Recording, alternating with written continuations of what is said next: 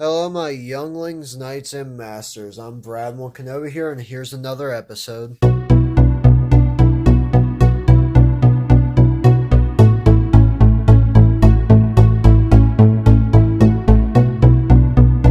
Today we'll be doing the Dying Light Part 2 of the Vader comic series. This is issue 8, and this is probably one of my favorite comics for one or two pages. And I'll show y'all here in a minute, but it kind of shows it in the cover here. But let's get into it.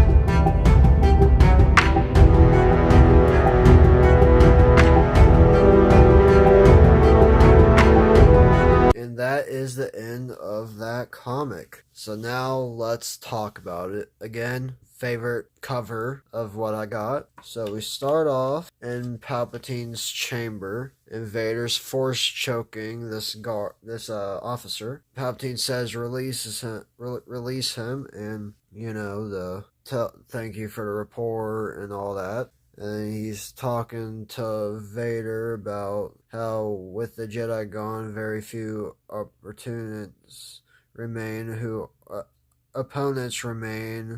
who are, left for Vader to fight. Basically, is what I'm trying to say here. If I could speak any English at all today. But basically saying, there's barely anybody to fight. You have your list of who I want you to find and all that. And then we get to Kakashta Nu, I believe that's her name. I could be wrong. I'm tired. And she's like, what happened to this beautiful place? It was beautiful here. Then we have her with her starship here, and she's talking to her droid saying, hey, you know what to do if anything happens. Or, do what needs to be done, is what I'm trying to say, because we got the Coruscant coppers there ready to burst in. But the droid's like, nah, screw that, and blows up. Then we have the Grand Inquisitor reading the books, and she's looking and like, huh, someone's reading my books. And she was like, no, the mission. Then back to the cops, and the officer saying, let's get a hold of Lord Vader. Something's going on here because Jedi. So they contact Vader, and this is one of my favorite pages here. So this is probably the strongest version of Vader there's ever going to be. I forget what he's called, but it's like the inner demon, basically. And you see the little butterflies that you see, the little blue guys. I'll zoom in real quick. Or like the light side.